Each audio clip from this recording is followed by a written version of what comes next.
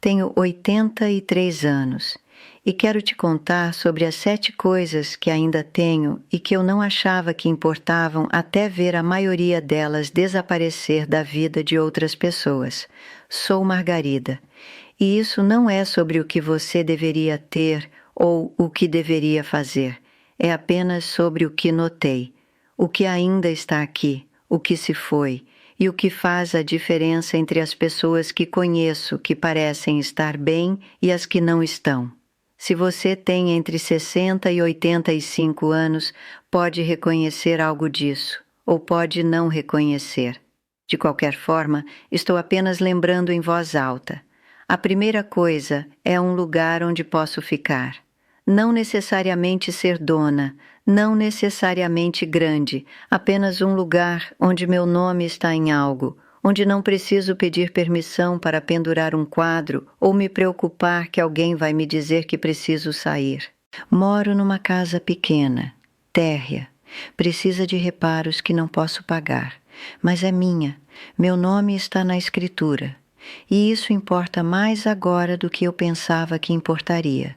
Depois que Ricardo morreu, minha filha sugeriu que eu vendesse, mudasse para algo menor, mais fácil de administrar, mas não consegui fazer isso, porque essa casa, velha e rangente como é o único lugar que sobrou que é realmente meu.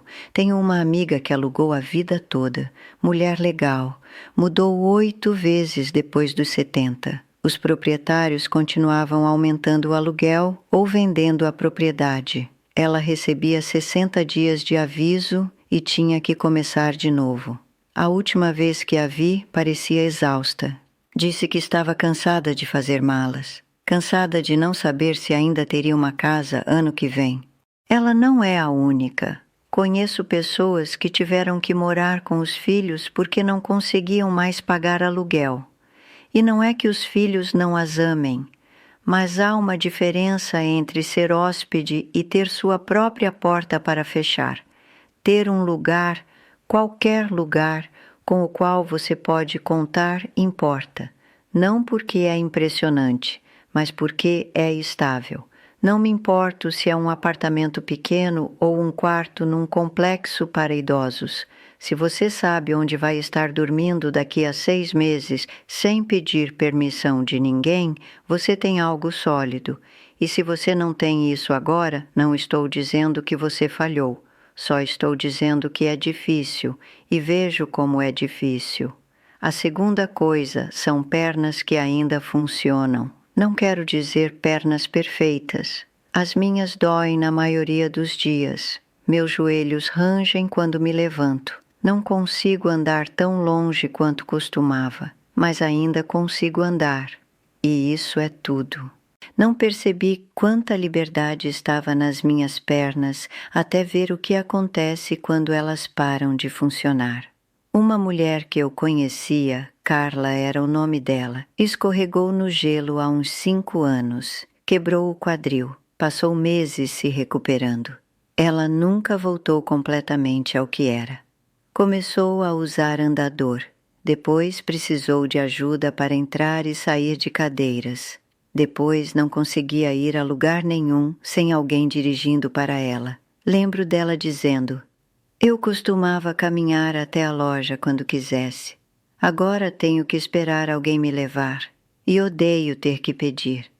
É isso que acontece quando suas pernas vão embora. Seu mundo encolhe. Você não pode simplesmente decidir ir a algum lugar e ir. Você precisa de ajuda. Você precisa de carona. Você precisa da paciência de outras pessoas. Ainda não cheguei lá. Ainda consigo caminhar até a loja da esquina. Leva mais tempo do que costumava.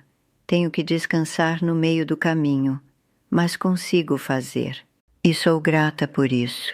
Porque o dia em que não conseguir mais andar sozinha é o dia em que perderei um pedaço de independência que não estou pronta para desistir.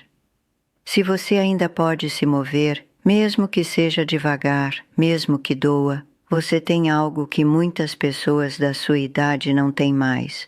A terceira coisa é uma pessoa que realmente escuta.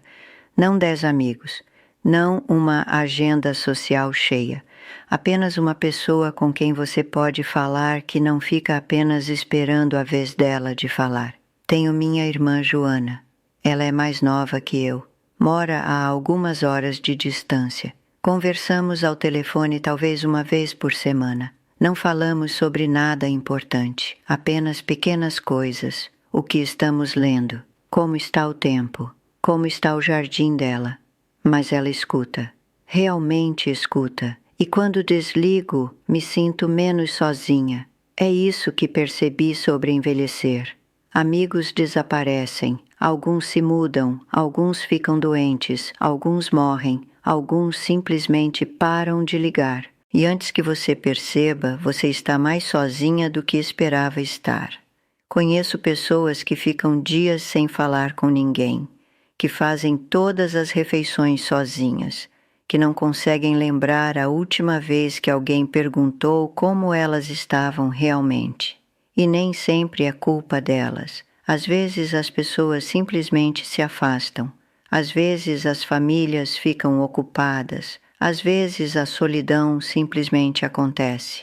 Mas se você tem uma pessoa, apenas uma, que pode ligar quando precisa ouvir uma voz, você tem algo que importa mais do que a maioria das pessoas percebe. Não estou dizendo que você precisa de um melhor amigo ou de um relacionamento perfeito. Apenas alguém que saiba que você ainda está aqui, que se importa o suficiente para perguntar. Se você tem isso, segure firme, porque é mais raro do que você pensa. A quarta coisa são filhos que ainda querem falar com você. Não filhos que ligam por obrigação, não filhos que só aparecem quando precisam de algo. Filhos que realmente parecem felizes em ouvir sua voz. Tenho 5 filhos, alguns ligam mais do que outros. Uma delas, minha caçula, liga talvez uma vez por mês. E tudo bem, ela tem sua própria vida, mas quando ela liga, conversamos, realmente conversamos. Não apenas logística ou conversa fiada. Ela me conta coisas, pede minha opinião às vezes.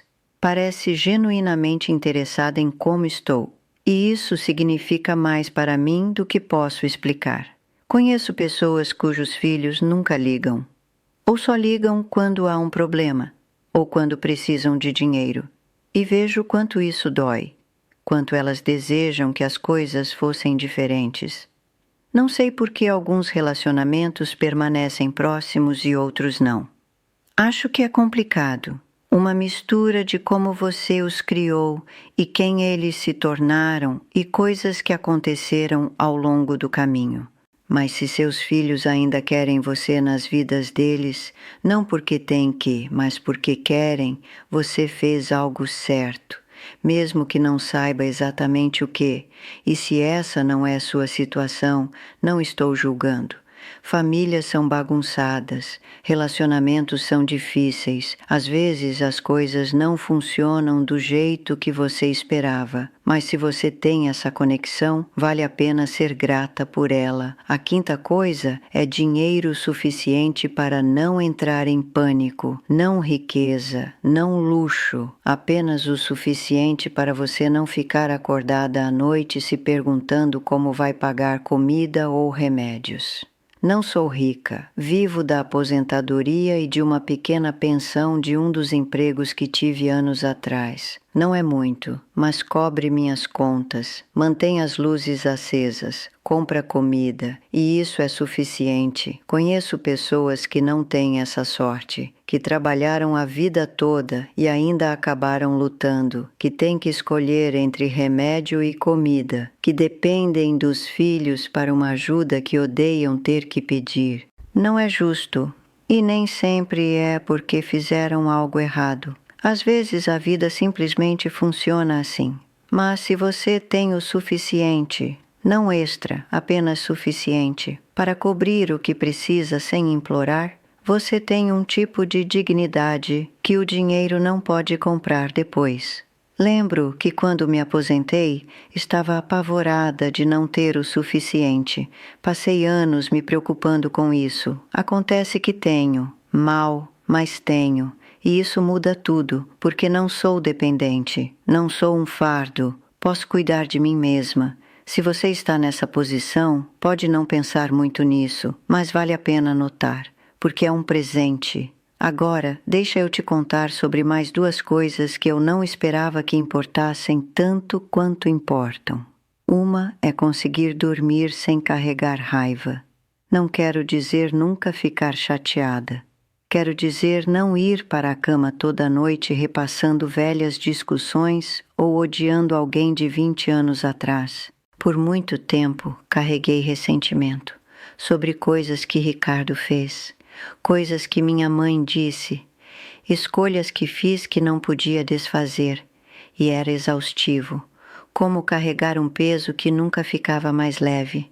Então um dia, nem lembro quando, simplesmente me cansei disso, não porque perdoei todo mundo ou porque tudo foi resolvido, só me cansei de carregar e deixei ir, não de uma vez, gradualmente. Mas eventualmente parei de ficar acordada pensando em pessoas que provavelmente não estavam pensando em mim, e comecei a dormir melhor. Não sei se isso é sabedoria ou apenas exaustão, mas de qualquer forma, ajudou. Se você ainda está guardando rancores, ainda repassando velhas brigas, ainda com raiva de pessoas que podem nem lembrar o que aconteceu, não vou te dizer para deixar ir, mas vou te dizer que fica pesado. E em algum momento você pode decidir que não vale a pena carregar mais. A outra coisa é ter algo pelo que acordar. Não algo grande, apenas algo que te faz querer sair da cama. Para mim, são 2 coisas agora. Os pássaros. Tenho um comedouro do lado de fora da janela da minha cozinha. Toda manhã faço café e os observo. Cardeais, gaios azuis, pardais, às vezes um pica-pau. E Emma. Emma é a filha da minha vizinha. Ela tem 8 anos. Caminho com ela da escola para casa na maioria dos dias. Não é muito, apenas 3 quarteirões. Ela fala o caminho todo sobre a professora, ou os amigos, ou qualquer projeto que esteja fazendo. Mas significa que tem um lugar para estar às 3 horas. Alguém que está me esperando. Nos dias em que estou cansada, ou minhas pernas doem, ou penso em apenas ficar em casa, lembro que Emma estará lá esperando, e me levanto, me arrumo, vou, porque ela está contando comigo e não quero decepcioná-la. É pequeno, mas é meu e me dá uma razão para começar o dia. Sei que isso pode soar ridículo, mas quando você tem minha idade e mora sozinha e não tem trabalho para ir e ninguém dependendo de você, você precisa de algo. Algumas pessoas têm rotinas, algumas têm hobbies, algumas têm pessoas de quem cuidam, não importa o que é. Só importa que esteja lá, porque as pessoas que conheço que desistiram, que não têm nada pelo que esperar, elas enfraquecem rápido, não por doença, apenas por nada, por acordar e pensar, para quê? Ainda não cheguei lá. Ainda tenho meus pássaros, ainda tenho Emma me esperando às 3 horas, ainda tenho os telefonemas da minha irmã, ainda tenho pequenas coisas que me fazem pensar. Hoje importa, e enquanto eu tiver isso, estou bem. Então essas são as 7 coisas. Um lugar para ficar, pernas que funcionam, alguém que escuta, filhos que se importam, dinheiro suficiente para sobreviver, liberdade da velha raiva e algo pelo que acordar.